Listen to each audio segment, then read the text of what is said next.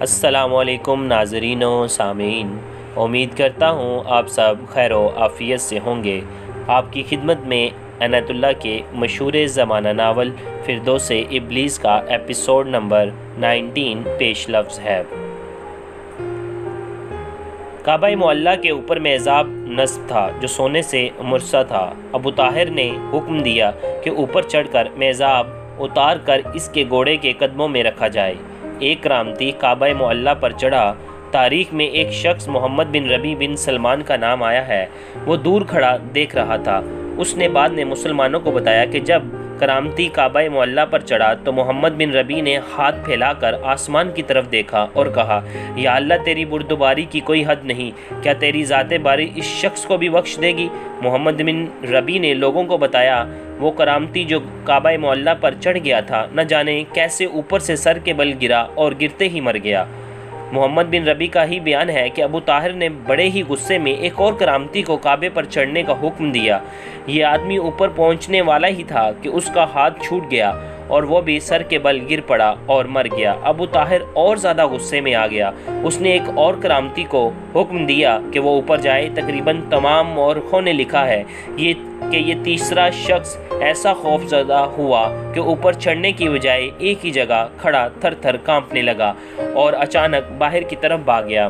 ابو طاہر پر کچھ ایسا تاثر ہوا کہ اس پر خاموشی طاری ہو گئی۔ کچھ دیر کعبہ معلیٰ کو دیکھتا رہا۔ صاف پتہ چلتا تھا کہ اس کے خیالوں میں کچھ تبدیلی آئی ہے، لیکن ابلیس کا غلبہ اتنا شدید تھا کہ وہ اچانک آگ بگولا ہو گیا۔ اس نے حکم دیا کہ غلاف کعبہ کو کھینچ کر اس کے چھوٹے چھوٹے ٹکڑے کر دیے جائیں۔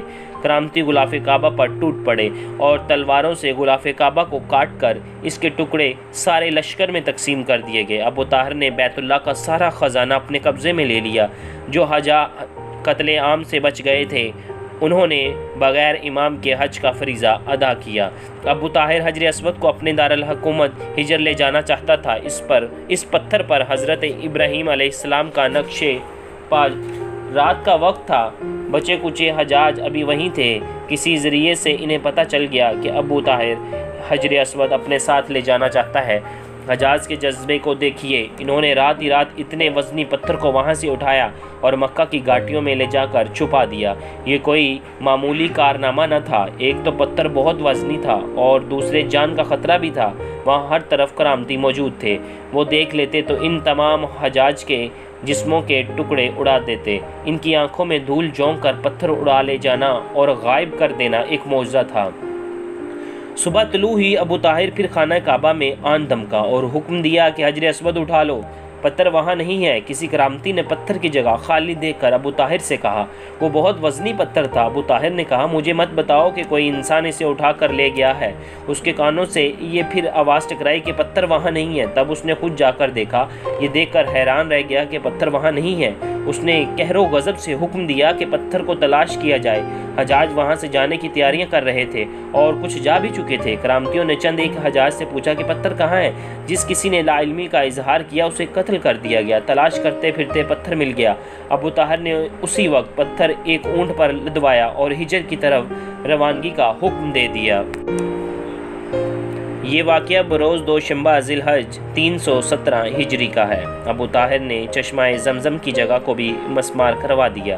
بعض مورخ لکھتے ہیں کہ وہ 6 دن مکہ معظمہ میں رہا اور بعض نے 11 دن لکھے ہیں۔ یہ وہ دور تھا جب مصر میں عبید اللہ کا طوطی بول رہا تھا اور وہ مہدی موعود بنا ہوا تھا۔ وہ اس کے عروج کا زمانہ تھا۔ عجیب بات ہے کہ ابو طاہر کرامتی بھی اس کے اس دعوے کو تسلیم کرتا تھا کہ وہ مہدی آخر الزماں ہے۔ ہو سکتا ہے کہ وہ عبید اللہ کی طاقت سے ڈرتا ہو اور اسے خوش رکھنے کا یہی ایک طریقہ ہو سکتا تھا کہ وہ اسے مہدی آخر الزماں مان لے۔ ابو طاہر نے حجر اسود کو مکہ سے لا کر اپنی بنائی ہوئی مسجد دار الہجرت کے غربی جانب رکھا اور عبید اللہ کے نام ایک پیغام لکھوا کر بھیجا۔ اس میں اس نے عبید اللہ کو لکھوایا کہ میں نے حکم دے دیا ہے کہ خطبے میں آپ کا نام لیا جائے۔ میں نے اپنی سلطنت میں آپ کا نام خطبے جاری کر دیا ہے۔ اس نے اپنے پیغام میں عبید اللہ کی عقیدت کا اظہار بڑے جذباتی انداز میں کیا اور پھر لکھا کہ اس نے مکہ میں کس طرح تباہی مچائی ہے اور خانہ کعبہ کے اندر اور مکہ کی گلیوں میں اہل سنت کے خون کی ندیاں بہا دی ہیں۔ اس نے پیغام میں اہل سنت کو اہل فساد اور اہل ذلت لکھا ہے۔ اس سے توقع تھی کہ عبیداللہ اس پیغام سے بہت خوش ہوگا، لیکن اس کے قاصد پیغام کا جواب لے کر آیا تو ابو طاہر حیران رہ گیا۔ عبیداللہ نے لکھا کہ تم یہ چاہتے ہو کہ میں تمہاری ان بدعمالیوں پر تمہیں خراج تحسین پیش کروں؟ تو نے خانہ کعبہ کی توہین کی اور اتنی مقدس جگہ میں مسلمانوں کا خون بہایا، نہ جانے کہاں کہاں سے جو حجاج آئے تھے انہیں قتل کیا اور پھر حجر اسود کو اکھاڑ کر لے گئے۔ تو نے یہ بھی نہ سوچا کہ حجر اسود اللہ کی کتنی بڑی امانت ہے جسے ایک جگہ سنبھال کر رکھا گیا تھا۔ جماعت عبیدیہ تجھ پر کفر اور الحاد کا فتویٰ عائد کرتی ہے، ہم تمہیں کوئی انعام نہیں دے سکتے۔ ابو طاہر یہ پیغام پڑھا تو آگ بگولا ہو گیا اور اس نے اعلان کر دیا کہ کوئی کرامتی عبیداللہ کو مہدی آخر الزمان نہ مانے۔ پورے 10 سال 317 ہجری سے 327 ہجری تک فریضہ حج ادا نہ کیا جا سکا، کوئی بھی حج کعبہ کو نہ گیا۔ اس کے ایک وجہ تو یہ تھی کہ حج کو جانے والے کرامتیوں سے ڈرتے تھے، اور دوسرے یہ کہ وہاں حجر اسود نہیں تھا۔ ایک شخص ابو علی عمر بن یحییٰ علوی ابو طاہر کا گہرا دوست تھا۔ ایک روز وہ ابو طاہر کے پاس گیا۔ غور کرو ابو طاہر، ابو علی عمر نے کہا، 10 سالوں سے حج بند ہے، اس کی وجہ تم خود جانتے ہو، صرف تمہارے ظلم و تشدد کی وجہ سے مسلمان فریضہ حج ادا نہیں کر سکتے۔ اس کے نتیجے میں لوگ تمہاری عقیدت سے منحرف ہوتے چلے جا رہے ہیں۔ میں نے سوچا کہ حج کرنے والوں کو امن کا یقین دلاؤں اور ان پر محصول مقرر کر دوں۔ 5 دینار فی اونٹ محصول و وصول کرو۔ ابو طاہر کو یہ تجویز اچھی لگی، اس نے ایک تو اس کی ساکھ بحال ہوتی تھی اور دوسرا اسے بے شمار رقم محصول کے ذریعے حاصل ہو رہی تھی۔ اس نے ہر طرف قاصد دوڑائے کہ وہ اعلان کرتے جائیں کہ آئندہ حج پر کوئی مداخلت نہیں ہوگی اور حجاج کو امن کی ضمانت دی جاتی ہے۔ اس نے محصول کا اعلان بھی کر دیا۔ ابن خلدون نے لکھا ہے کہ خلیفہ کے حاجب محمد بن یقوت نے ابو طاہر کو لکھا تھا کہ حجاج پر ظلم و تشدد چھوڑ دو اور حجر اسود واپس کر دو۔ اس کے عوض خلیفہ نے یہ فیصلہ کیا کہ جو علاقہ اس وقت تمہارے قبضے میں ہے وہ تمہارا ہی رہے گا اور اس سلسلے میں تمہیں خلافت اپنا دشمن نہیں سمجھے گی۔ ابو طاہر نے اس کے جواب میں یقین دہانی کرا دی کہ آئندہ کرامتی فریضہ حج کی ادائیگی میں کسی قسم کی مداخلت نہیں کریں گے، لیکن ابو طاہر نے حجر اسود واپس دینے سے انکار کر دیا۔ ابو طاہر نے جو محصول نافذ کیا تھا یہ دراصل آج کے دور کا جگہ ٹیکس تھا۔ خلافت اتنی کمزور تھی کہ وہ ابو طاہر کا ہاتھ روکنے سے قاصر تھی۔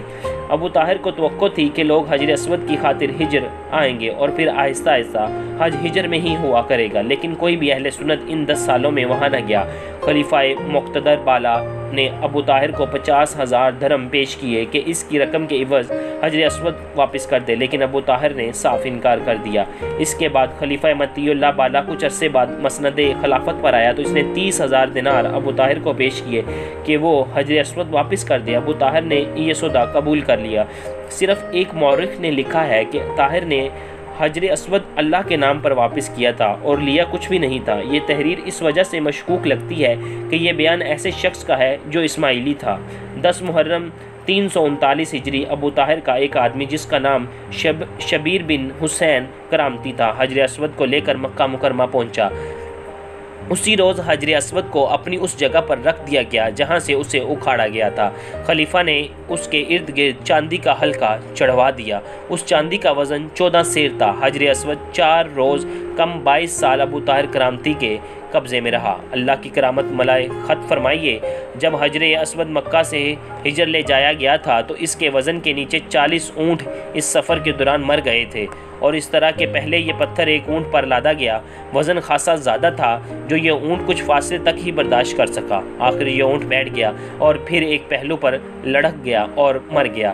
پھر یہ دوسرے اونٹ پر لادا گیا، یہ اونٹ بھی کچھ فاصلہ طے کر کے گرا اور مر گیا۔ اس طرح 40 اونٹ اس پتھر تلے مرے اور پتھر حجر تک پہنچا، لیکن یہی پتھر جب حجر سے مکہ کو واپس لایا گیا تو صرف ایک اونٹ وہاں سے مکہ سے یہاں لے آیا۔ پتھر کا وزن اتنا ہی تھا اور اسے لانے والا اونٹ کوئی غیر معمولی طور پر طاقتور نہ تھا۔ یہ خدائی معجزہ تھا اور اس سے اندازہ ہوتا ہے کہ اللہ کی نظر میں اس پتھر کی اہمیت اور تقدس کتنا زیادہ ہے۔ اللہ نے ابو طاہر کو بڑی لمبی رسی دی تھی۔ حجر اسود کی واپسی کے بعد یہ رسی ختم ہو گئی۔ حجر اسود مکہ معظمہ پہنچا، ادھر ابو طاہر چچک کے مرض میں مبتلا ہو گیا۔ مورخ لکھتے ہیں کہ وہ اس مرض میں بہت دن زندہ رہا، لیکن اس کی حالت جو کوئی بھی دیکھتا تھا وہ کانوں کو ہاتھ لگاتا اور وہاں سے بھاگ آتا۔ بعض عقل والے کرامتی اس کی یہ حالت دیکھ کر تائب ہو گئے اور اہل سنت کے عقیدے میں واپس آ گئے۔ آج بھی کہیں کہیں کرامتی پائے جاتے ہیں۔ کسی وقت انہوں نے ملتان کو اپنا مرکز بنا لیا تھا۔ سلطان محمود غزنوی نے جب اپنے ایک حملے کے دوران ملتان پر چڑھائی کی تھی تو اسے پتہ چلا تھا کہ یہاں اکثریت کرامتیوں کی ہے۔ محمود غزنوی کی لڑائی ہندوؤں سے تھی، لیکن ملتان میں کرامتی اس کے مقابلے میں آ گئے تھے۔ ہم نے ان لڑائیوں کی تفصیلات اپنی کتاب اور ایک بت شکن پیدا ہوا میں پیش کی ہے۔ محمود غزنوی خود ایک سپاہی کی طرح لڑا تھا۔ محمود غزنوی کے عتاب کا یہ عالم تھا کہ سارا دن تلوار چلاتا رہا اور اس کی تلوار دستے پر اتنا خون جم گیا تھا کہ اس کے دایاں ہاتھ بڑی مشکل سے تلوار کے دستے سے اکھاڑا گیا تھا۔ ملتان کی گلیوں میں بارش کے پانی کی طرح خون بہنا شروع ہو گیا تھا۔ محمود غزنوی نے کرامتیوں کا خاتمہ کر دیا اور کرامتیوں نے اہل سنت کا جو خون بہایا تھا اس کا انتقام لے لیا تھا۔ اس کے بعد کم از کم ملتان میں کرامتی پھر کبھی نہ اٹھ سکے۔ اس کے بعد اگلے ایپیسوڈ میں انشاءاللہ حسن بن صبا کے بارے میں ڈیٹیل کے ساتھ بیان کیا جائے گا۔ خدا حافظ، اپنا خیال رکھیے گا۔